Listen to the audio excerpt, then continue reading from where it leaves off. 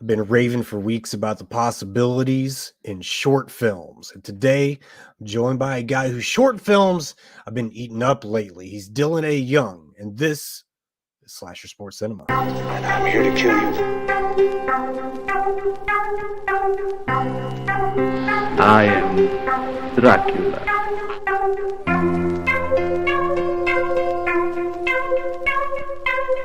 Say that I have shed innocent blood. What's blood for, if not for shedding? 6-year-old child with this blank, pale, emotionless face, the blackest eyes, the devil's eyes.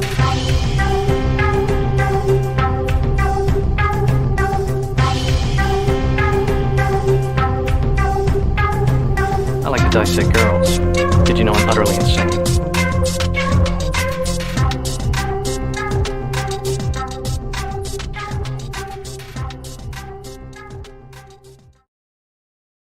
Dylan Young, welcome. How's it going? Who'd you steal all those DVDs from behind you? Lots of different people in Facebook Blu-ray groups, lots of trades. Old school way. Oh yeah, and then I also live on the same block as a used book and movie store, so that's been like super cool. That helps. You know, we don't have anything like that here. Oh, that sucks. Yeah, it does suck. The closest thing we have to it is a still under operation Captain Video. Oh yeah, you should check out McKay's if you're ever down in Nashville, though. That place is wild. Where is it? McKay's is down in Nashville. It's it's not far past downtown area, but it's like a giant like warehouse, used book and movie, music, like all this stuff. But it's just like going into like the Kroger size building. It's like 2 stories, and there's so much stuff. Like it's hard to leave without like having a handful of stuff.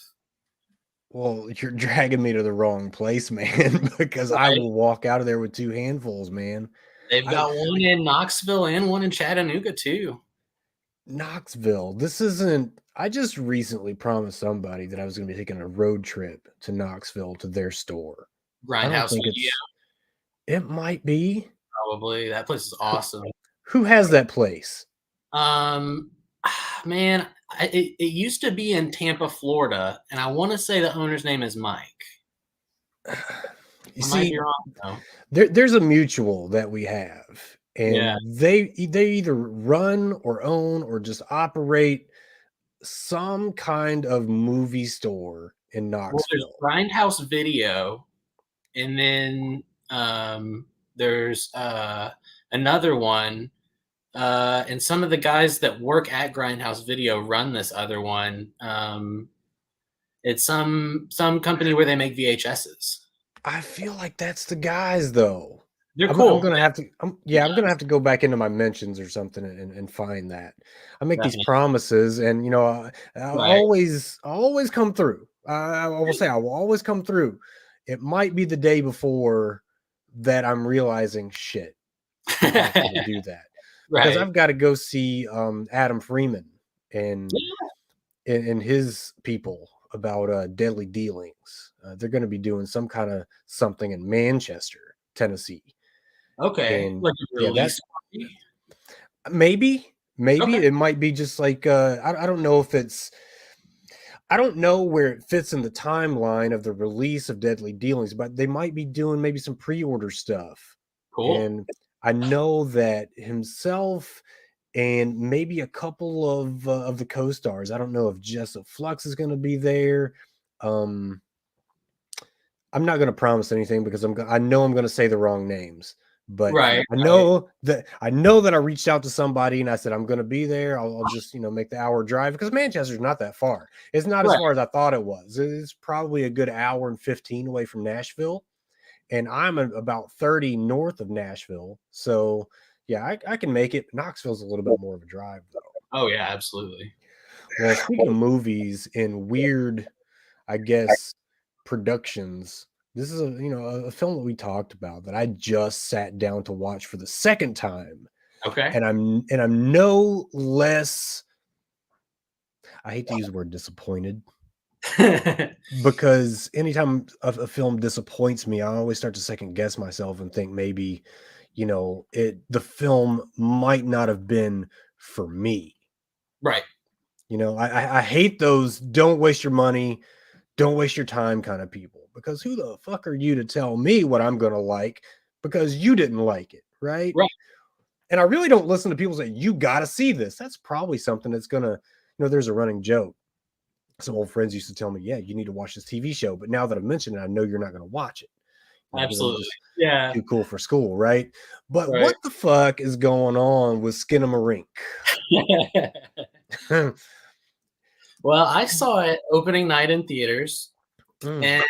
and as we got up to leave, my girlfriend and I were walking down the side aisle, and the first thing I heard, somebody in the audience goes, "I've seen worse." And to me, that sums it up. That's the best review I've seen so far. I have seen worse movies. It also kind of acknowledges that it's not particularly a good movie. Well, okay, that's the best review that you could hear about, I guess, before you came on to today's show. Because I'm about to hit you with another. Yeah. Okay. This is from Adam. I don't know where the hell Adam's from, but a month ago, Adam reacted to the trailer and he Okay. said, nice trailer. Instead of your typical modern trash trailers for horror movies, they gave Mhm. that cult classic 70s B horror film feel. It doesn't take a lot of money to make a good horror movie, just a decent damn story. Now, just as long as it has an actual plot and isn't one of those stupid type of movies that don't make a damn bit of sense, this might actually be a real gem. Optimistic Adam. Yes. One would just have to get over the weird name is all. If only, Adam. If only. Right. Because Adam, in the very same month, comes right back and says, movie sucked and was boring as shit. And the filmmaker lied. The doors haven't vanished. Nothing creepy happened in the movie. The movie will only scare pussies. So, so I'm glad you mentioned that about the review, because I myself watched this the first time and told myself I kind of doubted myself. And greetings to Dixie Gers. Dixie on my mind. You know Dixie, don't you? Oh yeah, Dixie and I have worked on a couple of projects. I actually met Adam Freeman on her short film Secrets of the Witch. This is all connected. Oh It's yeah, all always, connected. I got right? caught up in a web here, and I don't know how it happened, but I can't fight my way out. Yeah, and you know, it, we talked about this before we jumped on, but this whole, I guess, new relationship thing for me goes all the way back to that melonhead Ben Johnson and Curse of the Deer. And there's Dixie, like, it's a monster. in I the love that part. I fucking love it. And Right. the fortune tellers situation reminds me of well, not really reminds me that much of it, but I kind of harken back to a film from the 80s that I like, but I don't like to say that I liked. It was called Teen Witch, and it was probably the second most important uh film that had uh Zelda Rubinstein. Zelda Rubinstein? Was that her first name? Rubinstein. The little short lady from Yeah, Poltergeist. from Poltergeist, yeah. Zelda Rubinstein, right? Yeah, and she passed like Wasn't long. Well, time flies. not long after those movies, right? Well, she was no, I think didn't the little girl die? Yes. Caroline. Yeah, that happened Okay. very fast. Carol Ann, sorry. Yeah, But Zelda Rubinstein was in Teen Witch in the maybe late 80s, maybe early 90s. It's one of those movies that's a guilty pleasure. Um, Never in a million years would I tell the world that I like this movie. yeah. But here we are. I think about the fortune teller, and I go back to that, and I'm like, man, if you're gonna have a successful movie that has any kind of lore to it, you better have an all-knowing oracle. And Dixie is that for the Deer cult. Right, that or some like stranger that warns everyone what's gonna happen. that walks into town by themselves without just aimlessly wandering, just shows up Right. everywhere you're not supposed to be. You wonder what's going on. But listen, back to Skinamarink, okay? Because I haven't given this film enough shit. And it's not fair of me because maybe art house films aren't for me, and I'm just not, up to snuff. And thank you to my dear sister, Chris, Dana, Chris. Zelda died in 2010. Cool. So Yeah, that makes sense. R.I.P. to Zelda. But Skinamarink. Okay, so this was described, Dylan, as an atmospheric horror with a production quality that recalls a mix of creepy online found footage. Cool with that. I'm cool with found footage. Yeah.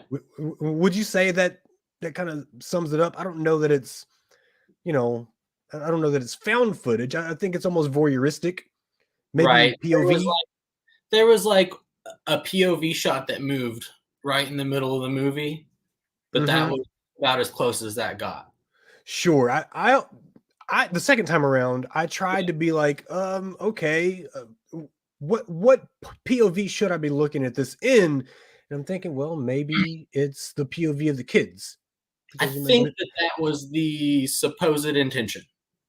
I wonder if it was supposed to be a VR movie and they just didn't want to shell out for the VR effects. So it was shot on 8mm film, actually. Sure was. You knew that, yeah. So it's interesting. Apparently, the director went to his childhood home to film it too. Damn, this is gonna be one of those midsummer moments where I watch a movie that I didn't even like twice for a third time, and then the third time I'm gonna come out loving it. That's what's gonna happen here. Got incredible reviews. I mean, tons of 4 stars, 5 stars by people who know, and I'm not one of them, Dylan. I'm not one of those people who knows. Yeah, it's interesting. But I would say overall, like, it's an endurance test. I felt like I was being punked. I was sitting through the theater just constantly thinking, like, is anything gonna happen? And this is like the longest trailer ever. Yeah, and then it's like if you're quiet for 15 minutes sitting in a room with me and then you start screaming all at once, it's gonna make me jump probably. It's like there's some really cheap jump scares in there. I don't think there's a such thing as a cheap jump scare, Dylan. I'm about to argue that in a moment. Hello to Carrie Brock checking in.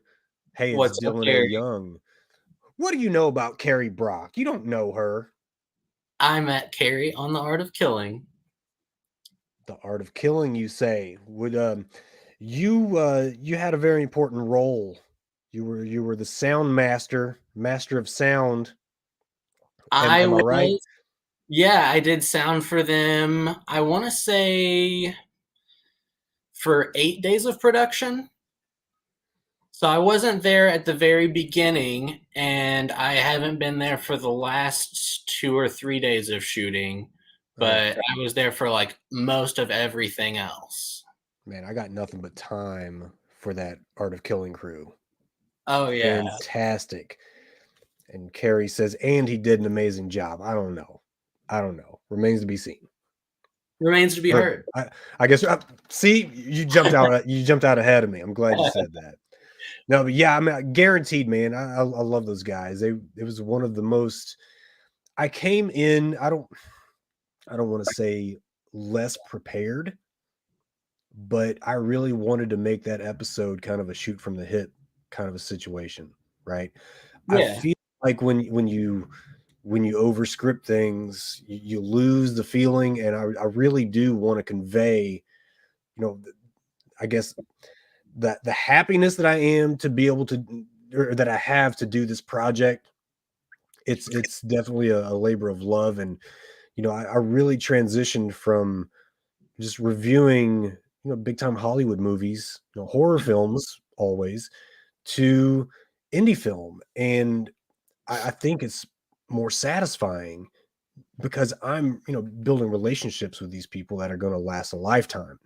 Right. Unless they kill me for a bad review. And that's okay too, because who wants to go out any other way? Right. I think in this business, you got to be prepared for a bad review every now and again. Well, I'm familiar with bad reviews, and this podcast gets them week in, week out. But man, see, it's just wild that everybody that I'm meeting just happens to already know each other. So I'm like late to the party, you Right. know. Oh, it's a good So way to get introduced. yeah, the best thing that I can do is just walk in and spike the punch and hope that it becomes you know a fun a fun thing to do, like Right. for years down the road, right? Absolutely. But let's talk about real quick Kyle Edward Bell. Okay, so they compared this to like some of David Lynch's lo-fi experimental work.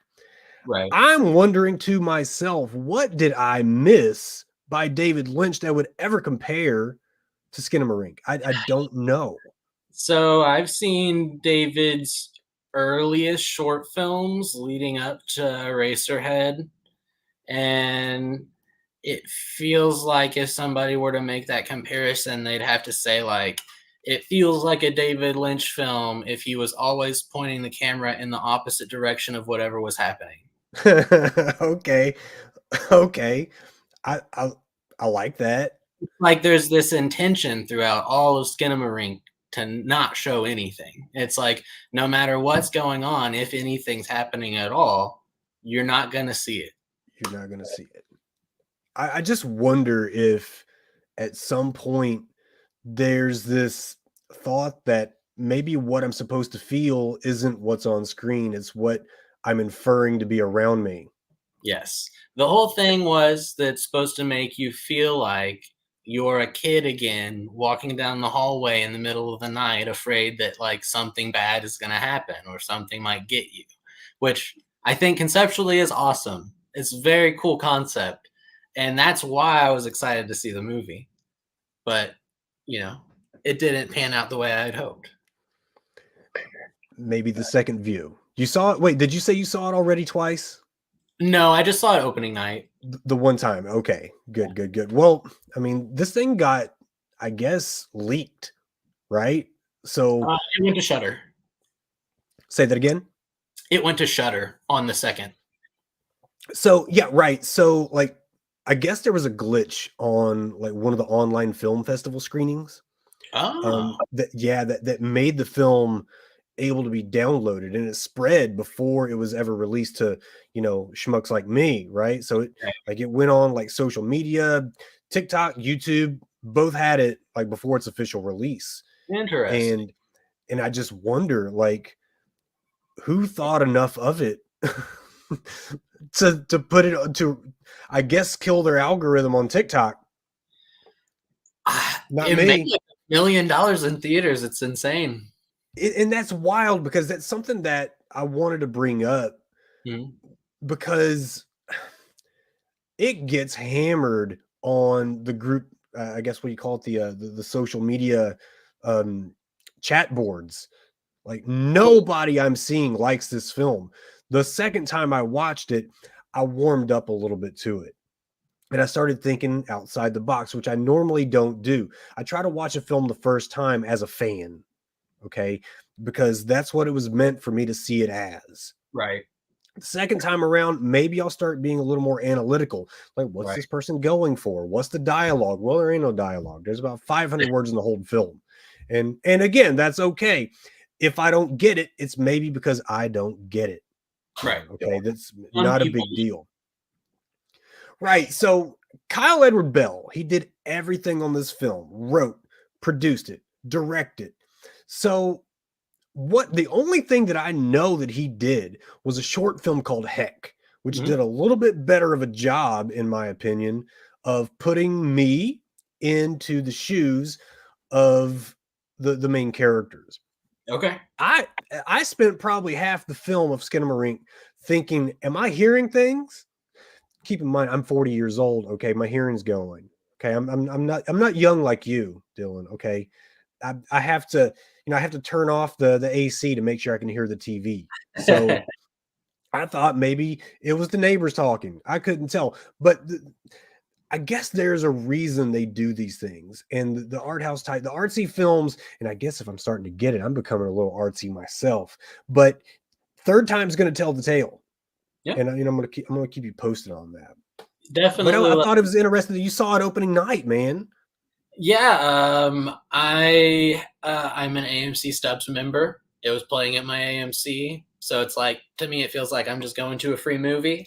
I saw that it had a cool poster and a cool synopsis, and there was a bunch of hype, so I was like, "Let's go, let's do it." And I apologized to my girlfriend afterwards for taking her with me. I guess you owe her another one. I don't know. I don't know how your relationship works. I'm not going to tell you how to navigate that. You're I doing a think it better job than was than warranted, most. right? So I did happen to see Infinity Pool. Nice. And yeah, so David Cronen, or I'm sorry, Brandon Cronenberg, of course, son of the famed director David Cronenberg. He directed this film, and there's a lot of comedy here because what was the film that David just released not long ago? Crimes of the Future, For the future, right? yeah. So Infinity Pool made more money in 1 week than Crimes of the Future did in its entire run in theaters. And the Yep. reason I bring that up is because David directed Crimes of the Future. Yep. He was the father of Brandon, who directed Infinity Pool. Right. Outdoing the dad. How awkward are holiday meals going to be? That's so funny. Right? Yeah, I was just So saying the other day, I'd love to see Brandon write a film for David to direct. I wonder how much would get through the filter of David, though. I just It wonder, would it's be like, son, you're not doing that right. Let well, me show especially you. Give me the pen. right. David's anti-sci-fi, and his son's big on sci-fi, so it's kind of it would be an interesting thing to see. But it kind of reminds me of when Lamberto Bava wrote Shock for his father Mario Bava's his last film. You know, when you have collaborations within family, I just spoke to some very good friends who did a film called Obstacle Corpse. Okay, And the Obstacle Corpse folks, they are, basically made this whole film a family affair. It's written, directed, produced, by a husband and wife combo, Mad Wolf. Shout out to the Mad Wolf crew.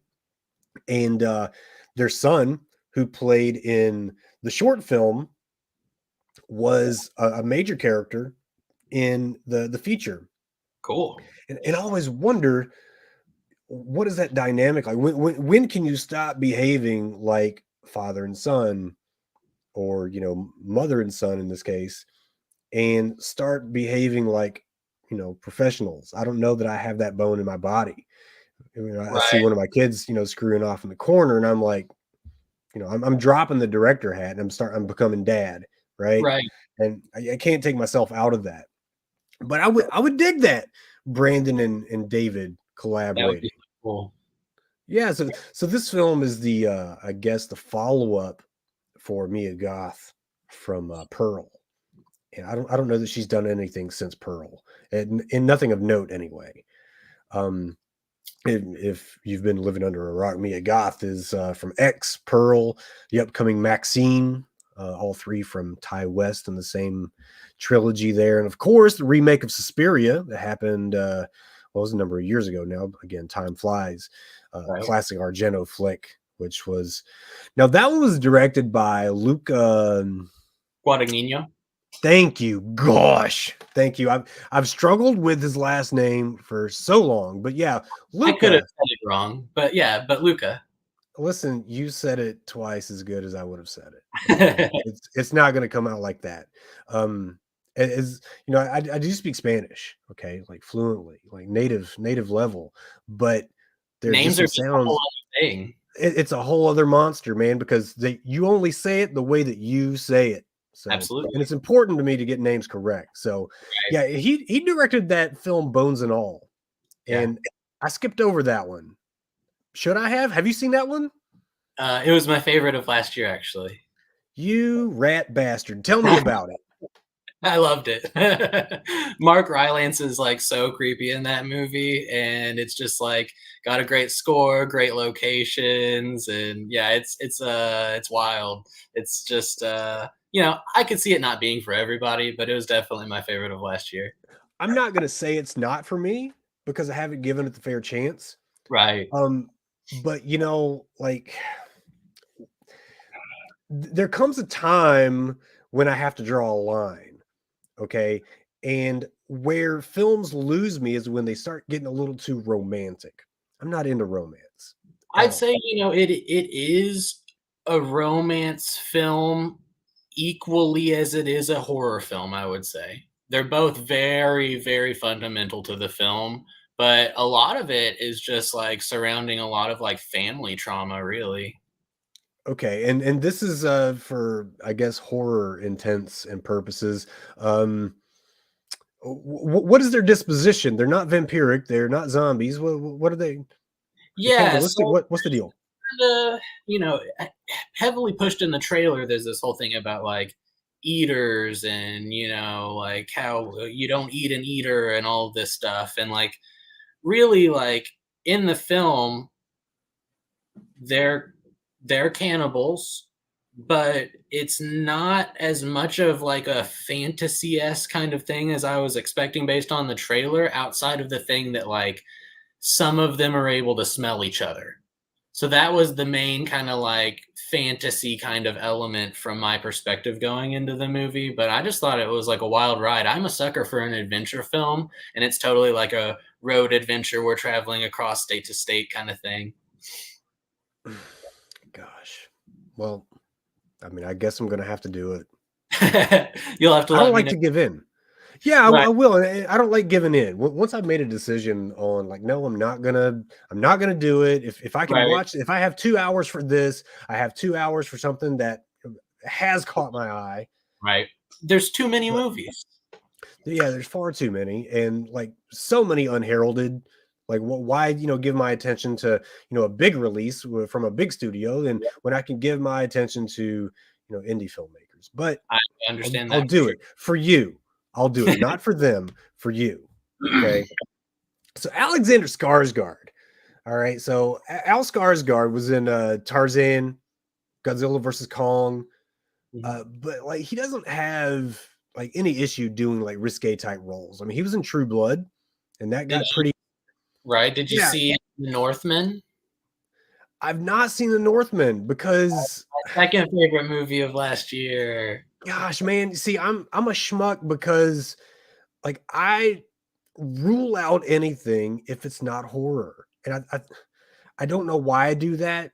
I mean, I'll sit down and I'll grab a classic like Steve Martin's The Jerk. You know, Right, because I, it's I something that's, like, such a big part of culture. absolutely, and how at the end of the year, Spotify will give you your wrapped, like Yeah, tell you what music you listen to the most during the year. yeah, If streaming services did the same thing, my number one film of the year would probably have been The Jerk. I nice. watched it probably 5 or 6 times during the year. If you like And that Wrapped thing, Letterboxd does a year wrap, so that's a fun feature that I look forward to. really, Yeah, yeah, see, if you log all your stuff, it tells you directors you watch the most of, genres, what country you're watching movies from, it's fun. I've considered putting one of those together You should, and it's so just much fun. and caving. Okay. I feel like it's going to be one of those dissertations where I have to like put in my whole review of a film and I don't review films on it at all. I'll put a heart if I liked it just to remember that I might want to rewatch it one day. Aside from that, I might put a movie quote, and I don't put reviews, I don't put star ratings or nothing. It's mostly just for me to remember what I watched. damn it, I did not drag you onto this podcast to be putting me on. Like, there are now three things that I'm bound to sign up for You got a list, because, yeah, can you just stop talking for a minute? And because my list is getting too long now. Now I have to watch Bones and All. right? I Back to gotta watch. Infinity Pool. Yeah, right. Well, I have to watch Northman now, and now I got to sign up for fucking Letterboxd. But I mean, okay. Al Skarsgård was in True Blood. All right, Yeah, I don't know if that was on like HBO, Showtime. It was one of those two. I think it But was Showtime. It feels like it might have been. It's something that I never subscribed to, so I never got to finish the series. But yeah, Greg, listen, Greg Brock, Dylan's very persuasive. Yeah, I'm about to end this thing because I'm like putting together too many promises. But listen, I mean, I think Bob Pattinson was offered the lead role in Infinity Pool, but Oh, he passed on it. Thank you, Dixie. Dixie says it was on HBO, so of course it was. I mean, why nice. wouldn't it be the opposite of what I said? But yeah, Bob Pattinson was, offered the lead role. He passed on it. And listen, far be it from me, Dylan, to turn down a role where Mia Goth is going to sneak up behind you and give you that 5-finger discount. You know, where it makes you go number 3 in the sand. God. If that's too much code, then I'm gonna have to digress. But this is a family Well, show. question is, that's such a weird movie and such a weird role. And Robert Pattinson said specifically he wants weird roles. He turned down Robert Eggers' movie script that he was trying to get made before The Lighthouse that never got made because he said it wasn't weird enough for him. So I'm like, was Infinity Pool not weird enough for him? Apparently there's an NC-17 cut that the only played at Sunday. at yeah, was it Sundance? Okay, I Yeah. couldn't remember exactly where, but man, I would venture to say that once the physical copies start dropping, that we're gonna get that. That's what happened with Possessor. And it might have been one of those situations where with Possessor there was like a 4K copy with the extended cut of the film, and it was a limited edition thing. So it might be something to like, if you're particularly interested in seeing that cut, to be like ready for it to sell out. Well, I remember no spoilers here, but I mean, I guess it's kind of a spoiler, but the scene where Mia Goth sneaks up on Al Skarsgård and gives him a handy while he's away from his wife, and then there's a scene where, or I guess a shot where, the number 3 drops onto the ground. There was an audible from everybody in the theater. Did you see it And in a large, like a full screening? no, no, it Right. was just just like a standard view, I guess. Right. Because you've got the AMC, Yeah. I've got the same thing going on with Regal, which Okay. I'm Cool. kind of afraid of because they're going bankrupt. So I Yeah. don't know how long that's going to run. Right. But we don't have anything else nearby. I mean, I live in a one-horse town. Got one AMC in all of Louisville, Kentucky. It's crazy. There's one and only one. Yeah. Is there not like a Regal? Is there not anything There's else? a Regal across the bridge. There might be another Regal in Louisville, but the AMC deal's a lot better. And yeah, the other closest AMC is 2 hours away. Jesus, I mean, what's happening to movie theaters, man? Not making enough money. And it's Yeah, like the ones that are around, they're not renovating. I don't know how they're not making enough money. The popcorn's $8 a bucket, so that's my only complaint. I do hope that in 10 years we're not talking about movie theaters the way we talk about drive-in movies right now. Yeah, I think at the very least we're always gonna have like independently owned like revival houses with like, 1 or 2 screens or something, but I feel like we will probably see chain cineplexes fall at some point. I mean, I don't wish anybody's downfall, and I don't mind chains going away as long as we have somewhere to, watch on the big screen. I'm Right. actually 5 minutes from one of, if not the only drive-in theater in Kentucky. Oh, And nice. yeah, man, and I keep having this recurring dream that I buy that son of a bitch and just make it great. But, And that's who not one that has like a zoo attached to it or something? Because I heard about something like that when COVID hit, that they opened like a drive-in theater slash zoo thing somewhere in Kentucky.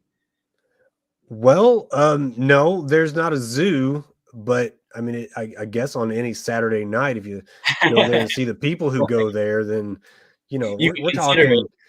Yeah, we're talking Southern Kentucky here, Daddy. Right. You ain't you're not talking about, I don't know. These aren't California girls. These are, those girls with the summer teeth. Some are there and some aren't. So listen, the last thing that I do want to talk about, not the last thing, but the film that I just saw. What the hell you say? Franklin Drive-In sold today and it's closing. No, you're fucking lying. Damn. Man, okay. Never mind. I'm Maybe not even gonna. in. Yeah, you never know. I Right. don't know.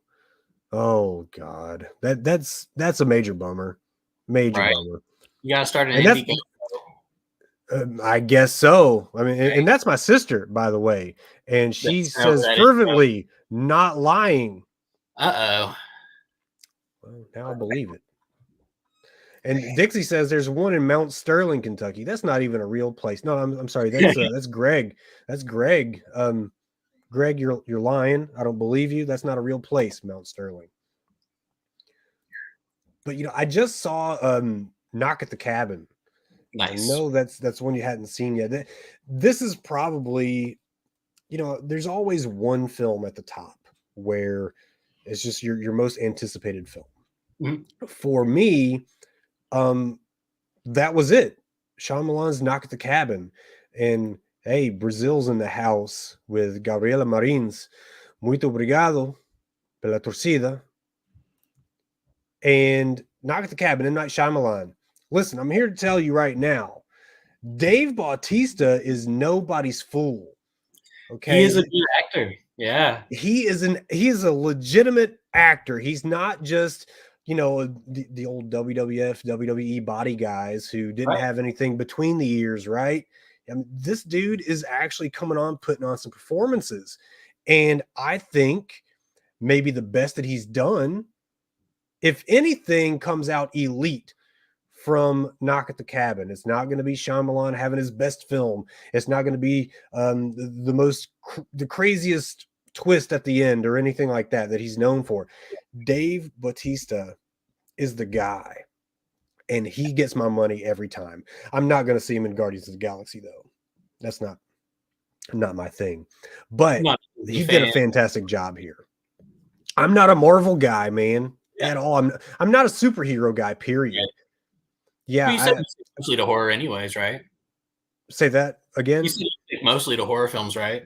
Yeah, I do. I do, but I really I'll sit down and watch a good murder mystery. I'll love a good whodunit. That doesn't have to be horror related. I loved Glass Onion. I loved the Hercule Poirot films that Kenneth Branagh did.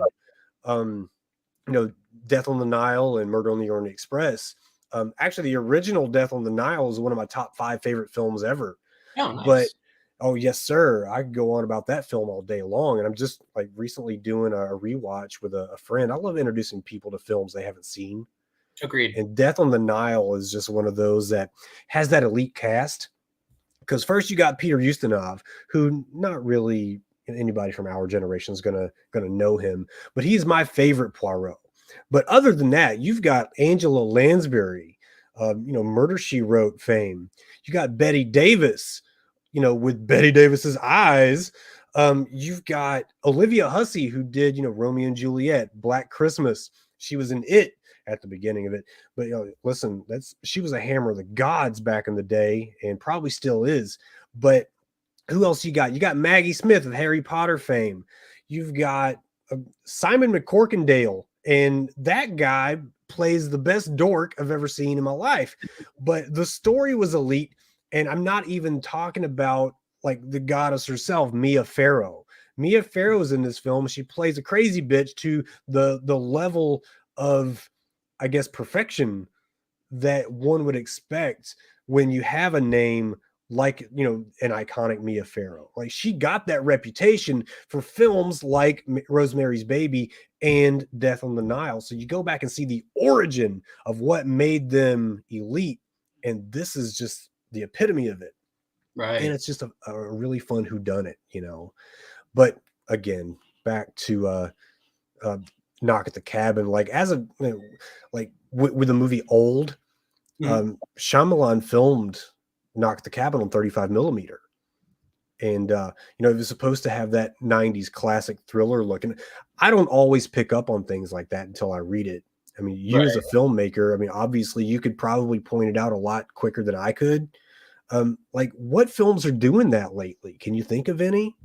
Yeah, so I mean, we're definitely seeing a revival in people shooting on film. Everything from stuff like Skinamarink being shot on 8 millimeter to people like Christopher Nolan shooting on like 70 IMAX film and stuff like that. So, um, from what I'm seeing, it's the people that are considered like the current like greats of filmmaking are shooting on film because they can, and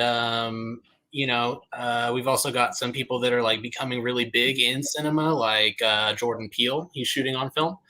But the Ty main West is as well, I believe. Absolutely. The main thing is like a lot of indie people are getting into it. And it's like a lot of them can't afford to shoot on 35. But I feel like, there's people like Joe Bagos who just keeps making like all these awesome 16 millimeter, like grindhousey horror films. And like it's a really cool revival to see. And I love seeing films shot on film. I would do it if it didn't cost me any extra money. You know what I mean? But I've planned films to be shot on film and ended up not being able to. And I definitely have some scripts that I intend to shoot on film one day. Well, I wonder where the revival started. The first time I started noticing was with the actual Grindhouse double feature Yeah. of, Planet Terror and Death Proof. Yeah. I think especially with Planet Terror. Yeah, on the smaller end of big budget movies, that's where it really like started pushing heavily. But also, like I think Christopher Nolan was a big push for this in like the Batman trilogy when they were shooting on like giant IMAX cameras and stuff. So I think like a lot of those have been driving forces. But it's like film's always been here, and while it's like dwindled off really hard, you've always had people that like really appreciate it and use it any chance that they can. Part of me thinks that maybe we got just a little bit too good at making film, and we just got too good at making things look like you're not staring at a TV, you're staring at somebody in front of you, because it can't get any clearer, right? So when I think about films that I don't want to be as sharp as possible, horror has to be at the forefront, because you don't want to see somebody pulling the strings. You don't want to see the imperfections in the practical effects, because you can't put the rabbit back in the hat once it's out. Yeah, that's like one of the big cool things about shot on video, like VHS movies. It's like I got myself an old Panasonic Omni movie so I can shoot on VHS tapes, and I definitely plan on making some, practical effects score heavy piece at some point where I can lean into the fact that the footage doesn't look crystal clear, and that makes it look scarier. I'm glad you said score. Quick question, rapid fire, no explanations. John Carpenter, movies or music?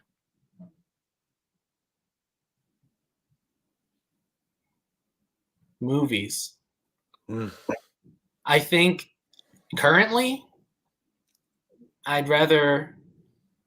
think, right now he's excelling with his music, but like I could never give up They Live, Village of the Damned. There's just too many great movies that he made to say music. I'll accept that. Better calm down, Greg. Calm down. All right. Well, that it's one of those things that came up recently in conversation. Like I made a post. It was on social media somewhere. I don't know where I said it, but I said like John Carpenter's music is better than John Carpenter's movies, and John Carpenter's movies are elite. And maybe I'm talking out my ass, but I really like them. His scores are incredible. It's like they're very so simple. Yeah, absolutely. The reason that this came up. I was talking to somebody after watching the movie Megan. Okay, Yeah, Megan's a fun little flick. absolutely. I'm not gonna sit here and let anybody tarnish the good goddamn name of Megan, It's a but great movie. it's a fun little flick. But there's a certain Absolutely. part. It's a certain part when she starts really meaning business. Okay, Mhm. and she's walking down that corridor, the music hits, and like she's just stepping to the drum beats, right? And I said, man, that sounds like a Carpenter riff, I guess you could say. I don't know if I'm using the right word there. I'm not a music guy. Riff, tone. I don't know what. You could say riff there. That It's not. works. Yeah, Melody. I like a riff. Yeah, I want to say beat because it sounds like too Kanye. I want to make it. I want to make it right. So yeah, man. The three movies that we've talked about, I don't think you miss with any of them if you can really wrap your head around them. I shit on Skinamarink, but I'm just having fun with it. I think for the people the film was made for, it's probably a home run. Yeah. And I hope you enjoyed the hell out of it. So, because I didn't. But back to Knock on the Cabin. Knock at the Cabin. It's based on a 2018 novel, The Cabin at the End of the World. I'm not a reader, bro. I'm not a reader at all. But it doesn't stick to the book's events, and Okay. that should be a good thing for readers. You're getting a little bit different of a story, and you don't get Dave Bautista in the books either. So you got to watch this. So you're originally from Southern Indiana, Yeah. yeah. Currently in Louisville. Yep. Is there like a strong film community in your area? So there's definitely a group of filmmakers and film crew people in Louisville. And we were lucky enough at the beginning of last year, they passed a film tax incentive program here. So there's been a lot more activity in the area, a lot more shoots coming to town. We currently have Ethan Hawke in town making a movie right now. And I've got Badass. friends working on that one. Yeah. And there'll be like local screenings or film group meetups, stuff like that. So yeah, it's fun. I definitely see little like film and horror communities in a lot of these places that I'll go work, like Nashville or Knoxville and stuff like that. It's cool seeing these like small film communities. So this incentive that you talked about, is this the same thing that they had going on like Western Canada for a while? Do you know what I'm talking about? Cronenberg would do all the time. Yeah, it's Okay. similar. Okay, good deal. So I was talking to Steve Merlo. You might know Steve Merlo. He's the guy that just did the fan film of the Texas Chainsaw Massacre called Yeah, we've messaged the on Facebook a little bit. yeah, man, the guy's a badass. He's a great guy. He was on the podcast when we were audio only, so you didn't get to see his handsome face, but he did the Sawyer massacre. I almost said the Hewitt massacre. The Sawyer massacre, which just won a pretty big award for best fan film over Okay, some pretty damn good fan films. So nice. I mean, like Steve's killing it. Can't wait to see what he does in the future, man. But who'd you link up with when you first got into film? I know you started around high school. Yeah, so back in high school, shout out William Smith, known as Will Smith at the time, buddy of mine. He would make movies shot on, I think, DV a lot of the time. And it was super fun. He would just like have us come out and act. His friends would come and do stuff. We were playing in a band together, and, I just got my start in acting. But it wasn't until like years later that a friend of mine, Charlie Steeds, invited me out to come work on a film called Death Ranch. Death Ranch. So that kicked it off. Yeah, Death Ranch kicked it off. Basically, I was studying to be a tattoo apprentice, and I got in a car accident that like hurt my back. So I knew I couldn't like make a career out of like bending over and tattooing people every day for the rest of my life. Sure. And so I wrote I wrote a feature film script while I was like down and out and like staying at home a lot and recovering, but I didn't know what to do with it. So I ended up starting videonasties.com. It's a merchandise website with officially licensed merch for horror films. And I linked up with Charlie Steeds, London filmmaker, and did a collection for the House of Violent Desire. And we ended up just chatting on Facebook and realized we had a bunch of common interests. And eventually he was like, "Hey, I'm coming to America to make a movie." I was like, "No way. Like, where at?" And he said Nashville. Ended up being Hendersonville, Tennessee. And I was like, "Yeah, I have aspirations to make films one day, and I'd love to like watch you direct because I think you're a good director." And I was like, "Do you mind if I visit set for a while?" And he was like, "Yeah, that's fine." And it came down to it. And he was like, "Can you stay all 3 weeks and I'll teach you how to run sound?" So he put me up in a hotel. I learned how to run sound for movies. I did the sound for Death Ranch, and we had a blast. It was like my film school essentially. I learned a lot on that film. Let that be a lesson to you internet personalities. Ugh, I don't like people. I'm such an introvert. Listen, go be an introvert on your own time. Network, network, network. It's the name of the game. Am I wrong, Dylan? Tell him I'm too mad. It's incredibly important. It's funny. I had a friend of mine recently saying that, like, I'm the most extroverted introvert he knows. And I thought that was really interesting because there's definitely times where I feel like I need to be alone and I don't want to like necessarily like deal with being around people or like the overwhelm that it can bring me. But like, yeah, that's really important. Like, I fund a lot of my films by working on other films. And if I don't meet other filmmakers, no one hires me to work on films, and then I don't get to make my own films. It is so easy to be that way. Mhm. Dixie chimes in, extroverted, introvert. Listen, it takes flipping the switch. Yeah. Okay. It's not like, introverted people want to go out and do these things, but there's a necessity, a necessary evil in networking. And like Zig Ziglar said it best, nothing happens until somebody sells somebody something. And you have to sell yourself and your skills and if you don't have the skills, your aptitude, your willingness to get those skills. And you did that. And there's no better example of how to make it work than what you just said. Like, I didn't want to do it, but you know what? I was in a position where I could sit down, pen something out. Basically, you did the same thing Bruce Lee did. He was laid up, couldn't walk, and then he just decided to write the Tao of Jeet Kune Do. So, I mean, that's what you did, Dylan. Okay, and it kicked off what you got going on now, and I'm really happy for you. Thank you. You I appreciate said, it. of course, you said, I think genuinely impacting people's emotions through fear allows people to, in their head, revisit your film more. What do you mean by that?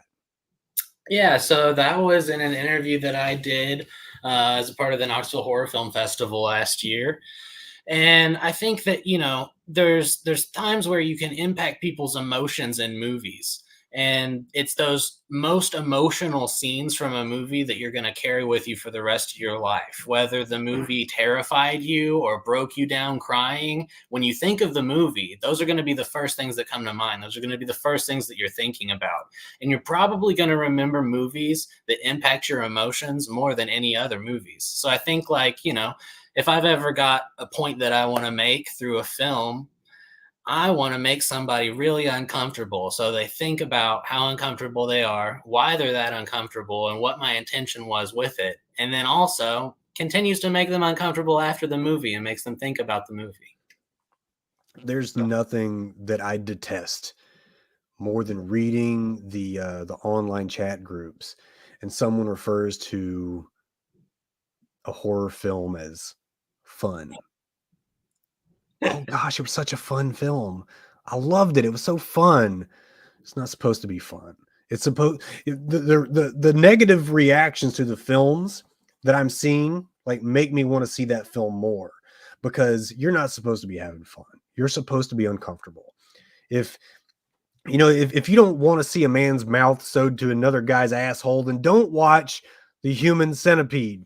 Had a friend, a very, very good friend, who was trying to tell me, and she was not a horror fan at all. Okay. She's the after school special types. And she was telling me, you know what? I want to see this movie. I think it's called The Human Caterpillar. And when you talk about losing my shit, I lost my shit because like even the innocent are coming in and saying, you know what, that's a fucked up movie. I kind of want to see it. People that wouldn't normally sit down and watch, a Friday the 13th with you, but they do want to see the Human Centipede. And that's how you've done something. And yeah, that's really uncomfortable at its finest. Right. It's like a lot of these films, a lot of shock cinema has always garnered more popularity because people's intrigue. It's like maybe somebody's not going to be interested in Friday the 13th, part 17, but they heard about this new, cool, crazy thing that's blowing people's minds. And it's like maybe they'd seen a slasher film before and they didn't like it, but they've never seen some dude's mouth sewn to another dude's ass, and it's like that's where people are like, well, maybe that is right for me. And you're like, but why? Well, they haven't seen it before. I'll try anything once, right? That was that's the old saying. So give it a shot. Right. Well, I think you may know we may have another common friend in Ben Schatzel. Do you know Ben? Yeah, I met Ben on a day of Curse of the Werewolf. He came and did some acting. Class act. I shouldn't have even asked. I should have just known. I should have just dropped the name.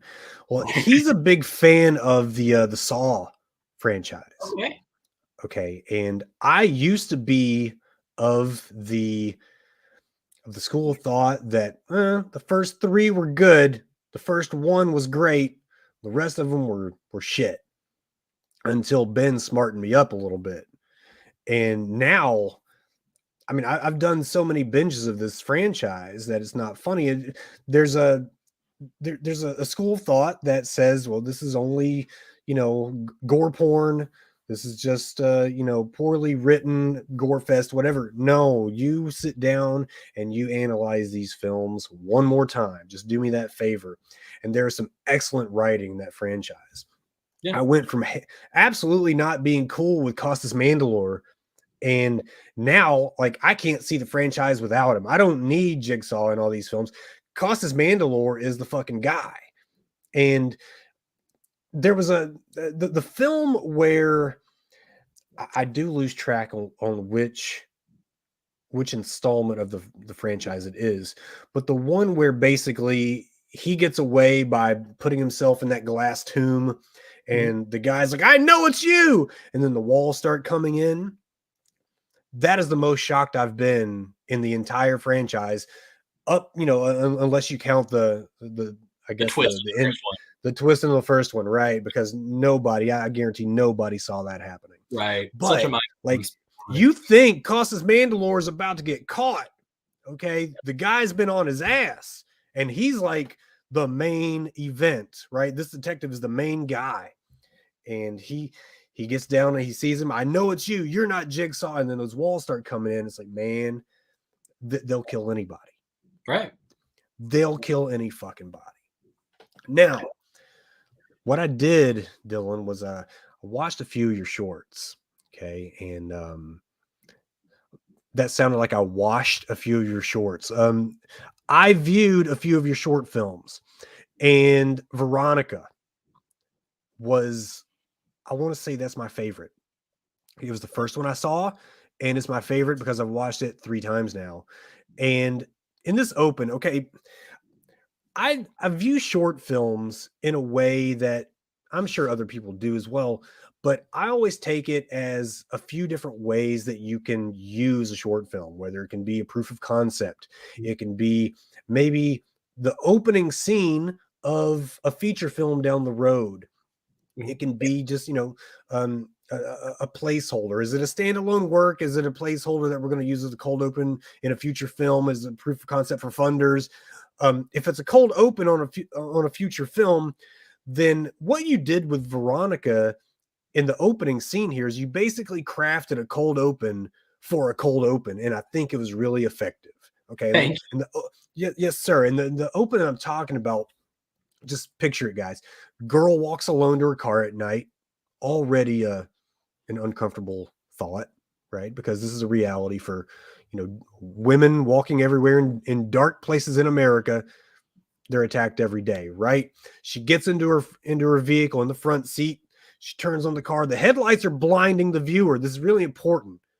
I don't know if you did that on purpose. I'm gonna say you did, but the headlights are blinding us as the viewer. We can't see Veronica herself in the vehicle.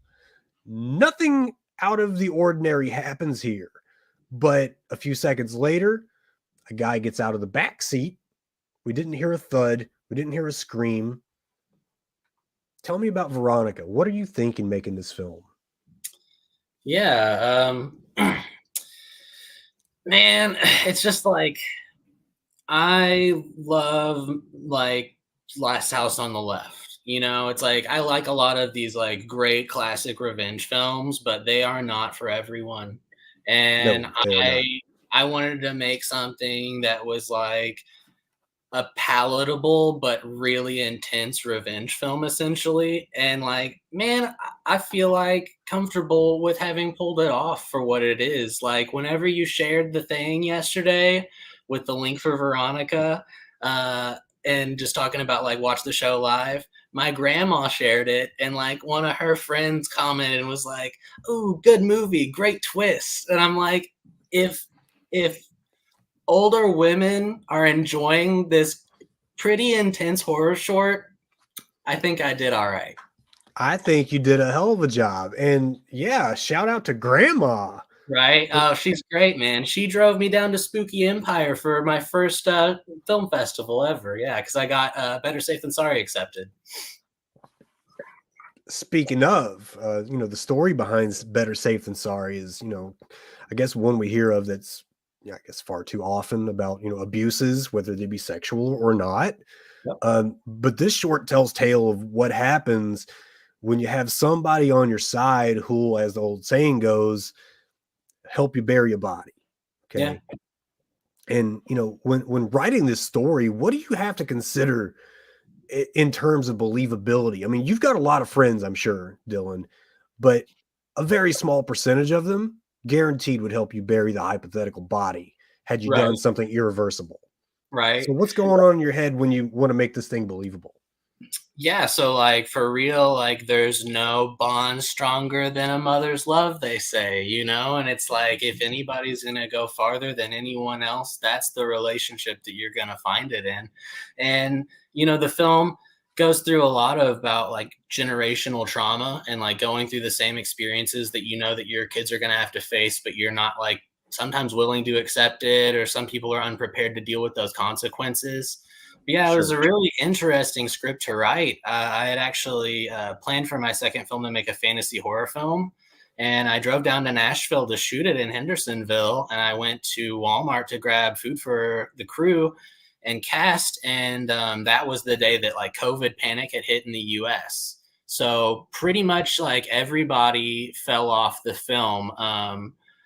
Basically, by that end of that night, understandably it was me, the cinematographer, um, and just like an actress that had already come down from Louisville. I had paid for Airbnb, another actress in Nashville that was prepared, and then my girlfriend was there to help too. So like that was all we had. So I called my friend Brad that was in Veronica, and I said, "Hey, are you down to do something tomorrow? I've got this equipment I rented and I don't want to waste it." So I stayed up till like 6 in the morning writing that script, woke up, finished writing it on my way to like go grab some props at like a costume shop and Walmart. And then like the scripts were sent to the actresses while they were driving to set. So there was no prep time. And like, I feel like they absolutely crushed it. Listen, they did crush it. I mean, that, Right? They're so I mean, talented. there's something to be said. I mean, that I guess it's not technically improv, but Right. with that little bit of preparation, you could almost call it improv, right? Yeah, for sure. And like honestly, like I am always like really specific with my scripts. And whenever I go into the script, a lot of the time I'll think about like a different phrasing that a character could use, and I'll like rewrite it 2 or 3 different times. And then once I give it to the actors, I'm like, learn the story. And if you portray the story right, I don't have to correct you. You don't need to learn every word. It's like if the story's there and you're showing it to me, we're good. Not long ago, well, actually, it was longer ago than it feels like. I had Jim Burkett on the podcast back when we were, still audio. Jim Burkett did the film Coherence, Okay. and Coherence is like a lot of people probably wouldn't call it horror. I would maybe say that it's fantasy horror, maybe a little sci-fi. Cool. It's definitely strange and unusual, and this is a hub for the strange and unusual. So he's more than welcome on again for Shatterbelt. Come talk to me, Jim. But the film that he did, Coherence, was improv. Okay. And basically all he had was one mole in the cast who would kind of keep everybody lassoed in when they got a little too far out there. He would give bullet points and say, just get after it, get from point A to point B, however you want to get there. Just don't go crazy because the budget's limited. Yeah. And I'll trust the mole to keep everything safe. So, I mean, even if you didn't do that, I think, what you did with Veronica was fun because you couldn't tell that there was any stammering. It was a well done film. And, so bravo to you and the cast. But you know what? Better safe than sorry. Let me say one thing about that. People will often go further than you think they will based off of where they are pushed. Okay. When they feel like their back's against the wall and they're just in an unwinnable situation, may as well just make it happen and live with the consequences. Right. There was I don't know if you would call it a documentary. It was almost like a social experiment on Netflix, and it was called The Push. I don't know if you saw The Push. I heard of it. I've not seen it. So you didn't see it. I'll give the premise here. Basically, there is, you got like temp services, right? Job services, where we need a bartender for a party. So we're going to go through the temp service. We'll get a licensed bartender and off we go. Uh-oh, I think we lost him. Let me see how to get my guy back in. Well, he left us, so I'm going to get him this. Oh, man, tell you what, Dylan, my story was boring, but it wasn't that damn boring. No, listen, welcome back. I don't know which part you heard there, but The Push is about basically a guy who shows up to what he believes is, I think it's like a party for some donors to a cause. We'll just say, maybe like the March of Dimes or something has, huge donors are going to throw a party for them, maybe a gala fundraiser, some kind of situation. So the temporary associate knows nothing. Everybody else are actors. And what happens is the largest donor for this cause has a heart attack before the party starts.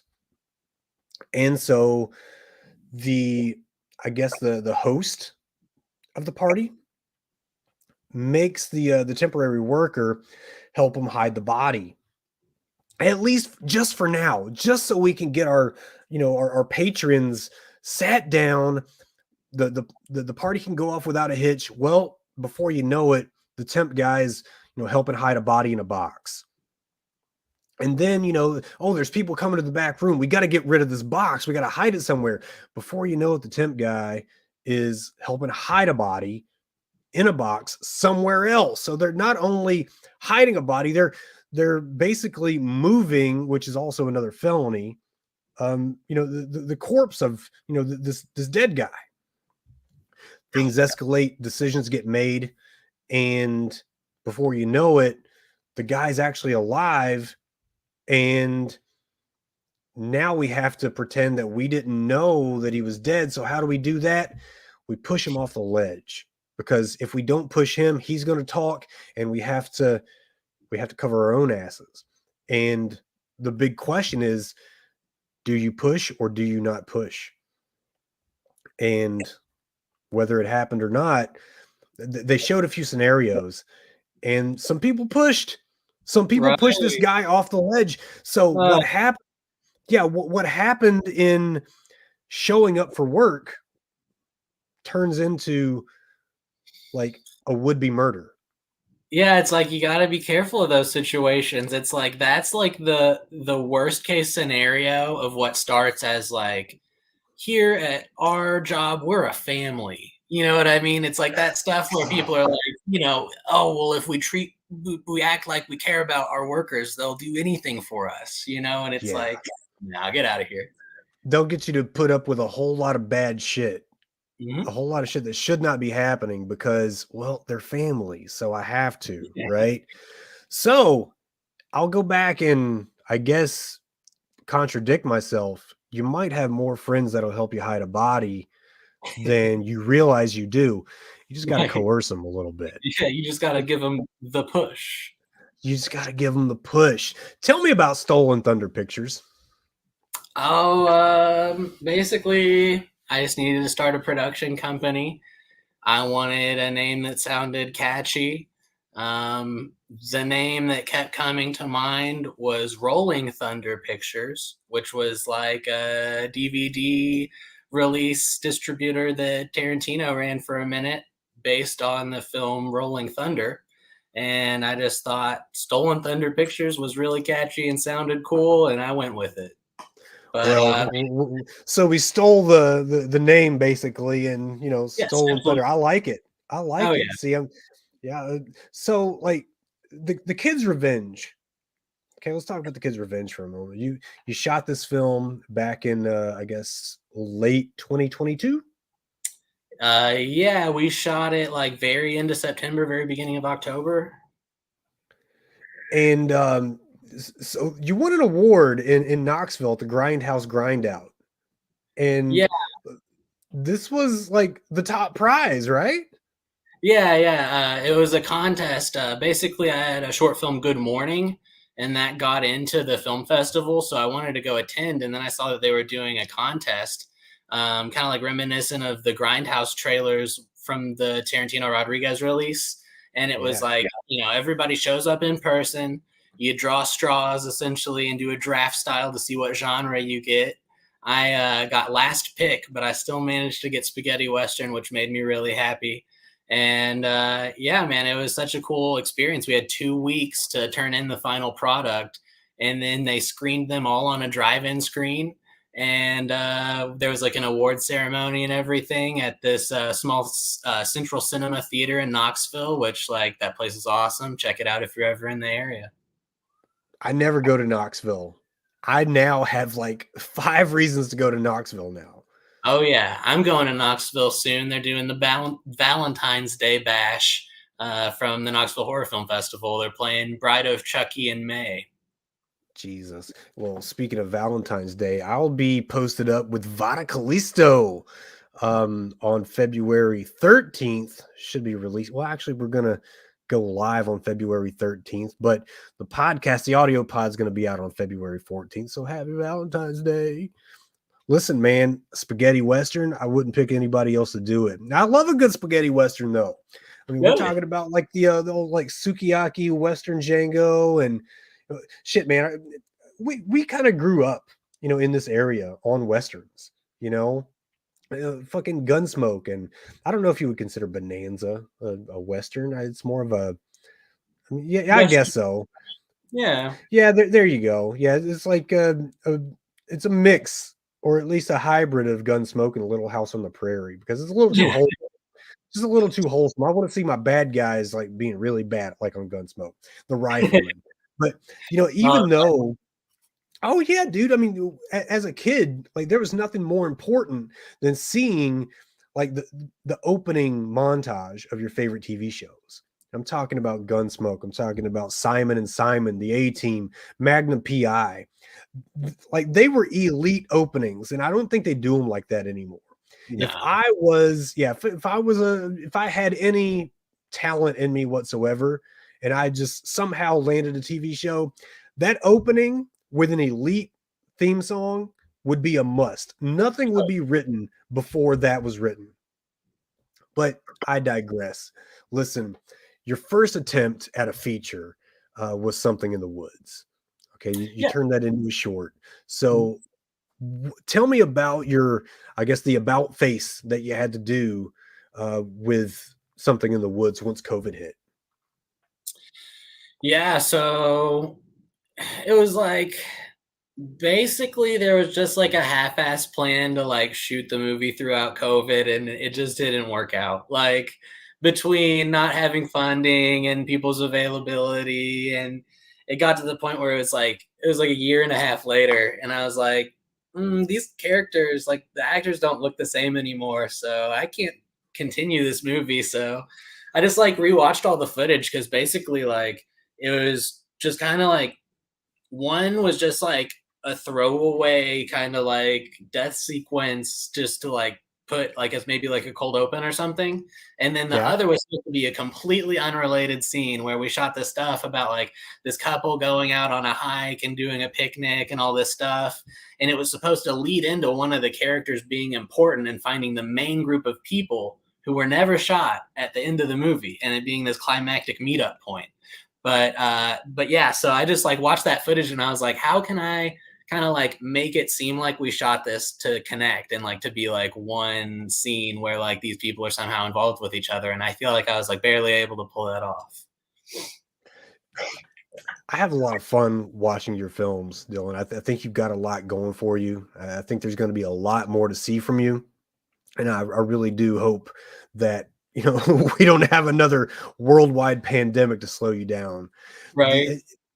Now, one question I do have for you before we get out of here. All right. Yeah. So allow me to preface. Now, I've talked about this with other people. Is actually the Art of Killing guys.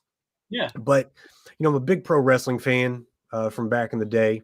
Okay, and a lot of the things that I do philosophically come from the pro wrestling mentality. I'm not going to try to get over myself until I put my friends over. And back in the day, there was a wrestler named Stone Cold Steve Austin. Okay, and he's from the 90s. He's pretty worldwide known now. But back in the territories when he was first coming up, he used to ride in a car with a guy named Dr. Tom Pritchard. And Stone Cold Steve Austin's name at the time was Stunning Steve Austin. And in an attempt to get Steve Austin to show a little more personality, Dr. Tom posed him with a question.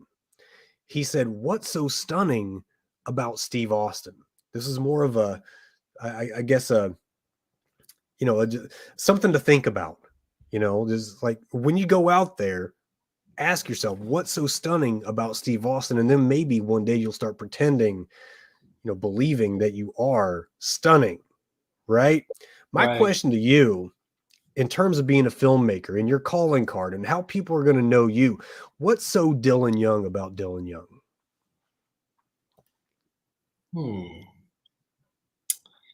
That's an interesting question that I feel like the answer could be approached from many different angles. But I think the important thing to go forward with my filmmaking is just like being authentic to myself and like making sure that I continue to like make things that represent the way that like I see the world and like express opinions that are important to me and not get lost in just like making movies just to make movies or just to make money. Before we slide into the gag reels, you want to tell everybody where they can find you on your socials? Yeah, man. I'm not really on Twitter, but on Instagram and on Facebook, it's just Dylan A. Young. We've got a YouTube for Stolen Thunder Pictures, Dylan A. Young on Vimeo, Dylan A. Young on Letterboxd. And check out www.videonastys.com to check out my merch. And shout out to Fright Bites. If you're ever in Louisville, Kentucky, come get some spooky food. All these links are going to be in the episode description to this episode. So we're going to go ahead and ride into the sunset. Dylan, I want to thank you very much for your time tonight. Very much appreciative of you coming on. I hope we can do it again. If we ever do any of these film roundtables like we did with Halloween Ends, you are invited 1,000%. I hope you can make it. Absolutely. Now, listeners, this has been Slasher Sports Cinema for Dylan A. Young. I am Billy Graves. Now go forth and may you drink the blood of your enemies from the skulls of their children.